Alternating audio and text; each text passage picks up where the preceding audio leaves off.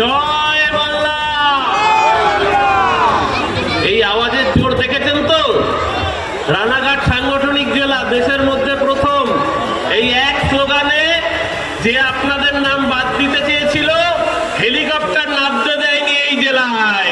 যাদের নাম বাদ দিতে চেয়েছিল তাদের সমবেত কণ্ঠে এই স্লোগান যদি তাকে ফেরত পাঠাতে পারে, তাহলে যারা নাম বাদ দিচ্ছে বাংলা থেকে বঙ্গোপসাগরে তাদের পাঠাবে তো, 26-এ পাঠাবে তো? তাহলে সমস্যারে একসাথে জয় বাংলা।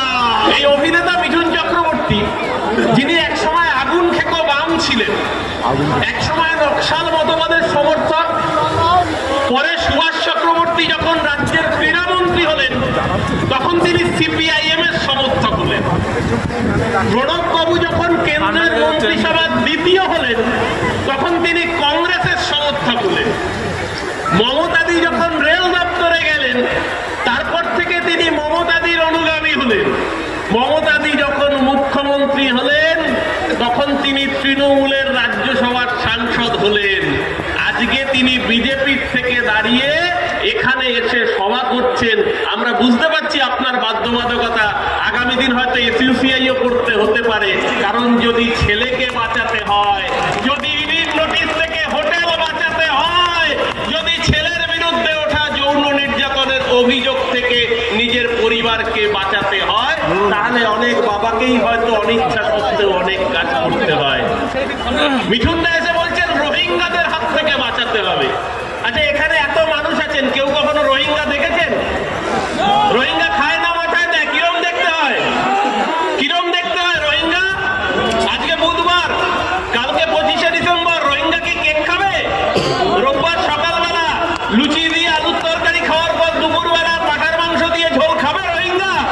নাকি শুক্রবার জুম্মার নামাজ পড়বে আর শনিবার দিন নিরামিষ খাবে? রোহিঙ্গা কোথায় থাকে? বাংলার মানুষ দেখেনি।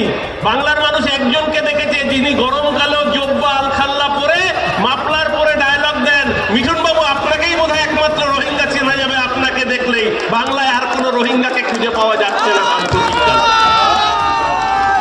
কিন্তু এই মাটি থেকে, এই রানাঘাটের মাটি থেকে, এই কল্যাণীর মাটি থেকে যিনি সাংসদ হয়েছেন শান্তনু ঠাকুর, আমি হরিচাঁদ ঠাকুর, গুরুচাঁদ ঠাকুরকে প্রণাম জানাই, আমি ঠাকুর বাড়িকে প্রণাম জানাই।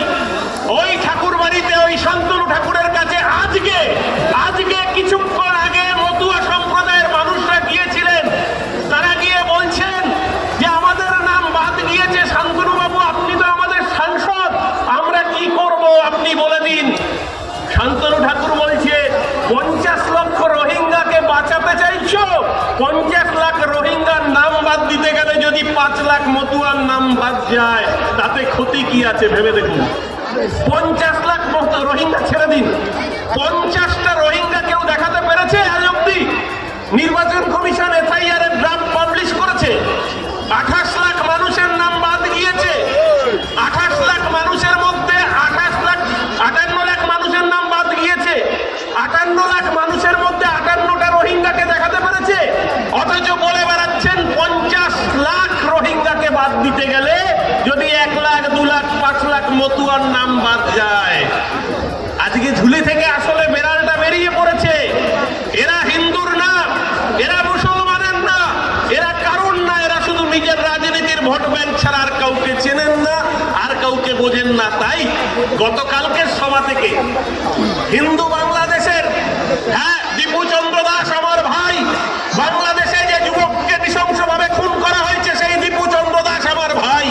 আমার ভাইকে যখন এই নৃশংসভাবে খুন করা হয় আমারও রক্ত গরম হয়, আমারও হৃদয় উদ্বেলিত হয় যে এরকম অসভ্যতার নিদর্শন কোন রাষ্ট্র দেখাতে পারে না। কিন্তু দীপু চন্দ্র দাস যেরকম আমার ভাই, আমার তো আরো একটা ভাই আছে, ওই ভাইটার নাম রাম নারায়ণ বাগেল, যার নামেই দুটো ঈশ্বর রয়েছেন, রাম এবং নারায়ণ। কান খোলা করে শুনে নিন, এই রাম নারায়ণ বাগেল ছত্তিশগড়ের বাসিন্দা, হিন্দু যুবক, কেরালায় গেলেন কাজ করতে, বললে এ আসলে বাংলাদেশি, বাংলা ভাষায় নাকি কথা বলতে পারে, তার জন্য রাম নারায়ণ বাগেলকে পিটিয়ে খুন করা হলো। রাম নারায়ণ বাগেলকে খুন করলো কারা? ভারতীয় জনতা পার্টি। আরএসএস এর পদাধিকারীরা, আরএসএস এর কার্যকর্তারা, আর খুন করার পরে আজকে হিন্দু ধর্ম খাতনামে পড়ে না? রামনারায়ণ বাঙাল হিন্দু নয়? তার রক্তে হিন্দু ধর্ম খাতনামে পড়ে না?